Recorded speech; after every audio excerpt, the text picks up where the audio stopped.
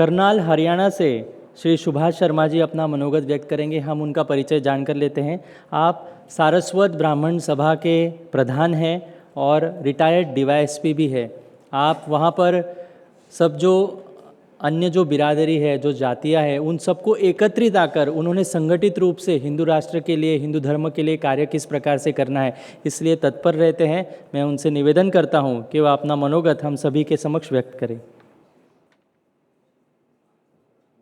मान सम्मान के योग चारुदत्त पिंगले जी, मैं उनके चरणों में प्रणाम करता हूँ। साधु संतों और सभी हिंदू राष्ट्र निष्ठा सैनिकों को आपको मेरा प्रणाम है। मुझे यहाँ इस महोत्सव में, हिंदू राष्ट्र महोत्सव में पार्टिसिपेट करने के लिए मौका दिया, उसके लिए मैं डॉक्टर सद्गुरु श्री चारुदत्त पिंगले जी का अति धन्यवादी हूँ। मेरा जो अनुभव हुआ है, मेरा यहाँ पे ज्ञानवर्धन हुआ है, सच्चिदानंद का बोध हुआ है और सच्चिदानंद के बोध से मेरे मन में संतोष का एहसास और आभास हुआ है। यहाँ पर ये जो परिस्थितियाँ और स्थितियाँ आज हम फेस कर रहे हैं, सनातन हिंदू सोच, विचारधारा, थॉट प्रोसेस पे जो प्रहार हो रहा है, इसके ग्राउंड लेवल के रियलिटी क्या है, इसके बारे में मैं कुछ समय में अपना विचार व्यक्त करूंगा कि मेरा मानना है कि एनर्जी, ऊर्जा जो है वो आर्थिक स्फीयर, आर्थिक स्थिति को प्रभावित करती है और आर्थिक स्थिति जो है हमारे सामाजिक और पारिवारिक स्फीयर, पारिवारिक स्ट्रक्चर को प्रभावित करती है और यही परिस्थितियाँ हमारी सनातन सोच, विचारधारा, थॉट प्रोसेस को प्रभावित करती हैं। मैं 3 वेव्स में इस परिस्थितियों को विभाजित करके बयान करूंगा। पहला ये कि एग्रीकल्चर की वेव आई तो उसमें एनर्जी का सोर्स क्या था? हमारी गौ माता के वंश एग्रीकल्चर में हल जोतने में और उसमें जो है वो किसान की सहायता करते थे।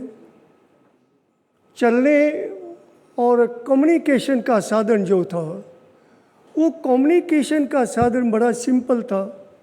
आदमी जाके कोई मैसेज कन्वे करना और आने जाने का जो था वो घोड़ों का या पशुओं का साधन था और फिजिकल एग्रीकल्चर से था, जिससे समय और स्पेस का कोई बंधन नहीं था। हमारी एक्सटेंडेड फैमिलियाँ थी जिसमें दादा दादी, चाचा चाची, ताया ताई, सारा परिवार इकट्ठा होके काम करता था और हमारे साधु संत पुजारी जो है मठों से आके गांव में आते थे और गांव में आके सनातन विचारधारा का प्रचार करते थे और वही हमारी एंटरटेनमेंट का साधन होता था हमारे बुजुर्गों का। और उसके बाद इंडस्ट्रियल युग आया। इंडस्ट्रियल युग में जो एनर्जी थी वो फॉसिल फ्यूल, पेट्रोल, डीजल, उसका वक्त आया, माइग्रेशन हुई शहरों में, परिवारों का स्ट्रक्चर बदल गया। हमारे जो क्रिश्चियन थे, क्रिश्चियन कंट्री यूरोप की, वहाँ पे तकनीकी इंडस्ट्रियल पहले आई, उनके पास पैसा आया, आर्थिक स्थिति उनकी मजबूत हुई।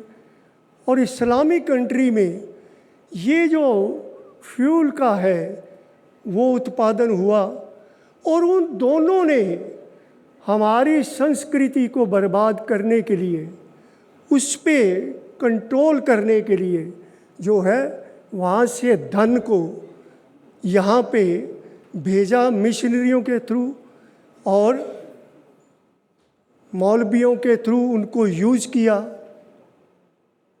उससे हमारा प्रभावित हुआ सारा सिस्टम। और अब इंडस्ट्रियल युग का जो है वो जो है विड्रावल शिफ्टन आ रहे हैं। इंडस्ट्रियल तकनीकी युग ख़त्म होके इंफॉर्मेशन युग शुरू हो गया है। एवरी इंफॉर्मेशन, कोई भी इंफॉर्मेशन एनीवेयर एनी टाइम कहीं भी आप प्राप्त कर सकते हो। इंफॉर्मेशन युग है। और जो ऊर्जा का वो है वो रिन्यूअल एनर्जी है, क्योंकि हमारे सनातन में सूर्य देवता को उत्पत्ति का सोर्स माना गया है। और ये रिन्यूअल एनर्जी जो है वही एनर्जी जो है अब वो उसका युग शुरू हो गया है। और मैं ये समझता हूँ कि जो अब ये सनातन हिंदू विचारधारा का समय आ गया है और इसका जो है कुछ दिखने भी लग गया है। लेकिन समस्या एक है कि क्या हम इसके लिए प्रिपेयर्ड हैं? हमारे लिए चैलेंज क्या है? हमारे लिए सबसे बड़ा जो चैलेंज है वो हमारी जो जाति प्रथा है उसकी संकीर्ण सोच जो है वो सबसे बड़ा हमारे लिए चैलेंज है। क्यों? जब हम मनोवैज्ञानिक रूप से दूर होते हैं एक दूसरे से तो हमारे में भ्रम पैदा होता है। और जब भ्रम पैदा होता है एक दूसरे के प्रति तो भय पैदा होता है। रिन्यूअल एनर्जी का टाइम शुरू हो गया है और सबसे बड़ी समस्या हमारे लिए संकीर्ण जात पात की है। उसके बाद दूसरी समस्या क्या है कि शिक्षा की, कि हम जो है उस शिक्षा देने के लिए तैयार हैं। सनातन हिंदू आचरण से जो है आर्टिफिशियल शिक्षा की जो लेवल है, जो मेडिकल का लेवल है, उस लेवल की शिक्षा के लिए हम प्रिपेयर्ड हैं। ये सबसे बड़ी समस्या है हमारे लिए। इस चैलेंज को हमने स्वीकार करके आगे बढ़ना है। और अगला टाइम जो है आने वाला, जो इन्फॉर्मेशन युग कहूँ मैं, वो सनातन हिंदू राष्ट्र का टाइम आ गया है। क्योंकि सनातन सोच ये मानती है कि साइकिल और रीसाइकिल, और इसी पे आगे जो है सारी अर्थव्यवस्था इसी पे चलेगी, और इसी पे अगर अर्थव्यवस्था चलेगी और यही हमारी सामाजिक, आर्थिक और हमारी रिलीजियस जो है सोच को प्रभावित करेगा। मैं यहाँ से ये इस आशा से जा रहा हूँ कि इस जो सम्मेलन महोत्सव जो है, इससे जो तिरंगे वाइब्रेशंस, वेव्स जो उठेंगी वो सारे ब्रह्मांड में फैलेंगी और सारे ब्रह्मांड में हिंदू राष्ट्र की भावना पैदा होगी।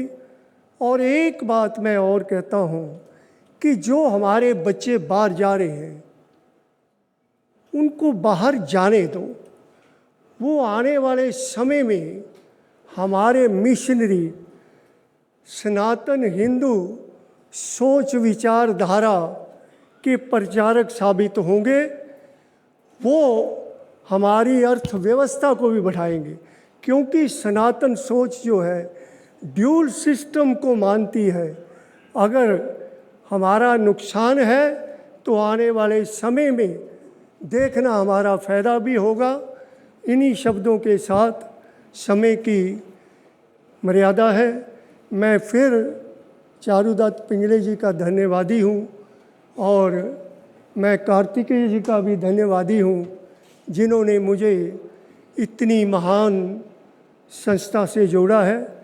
और आप सभी का धन्यवाद, आपने मुझे धैर्य से सुना है।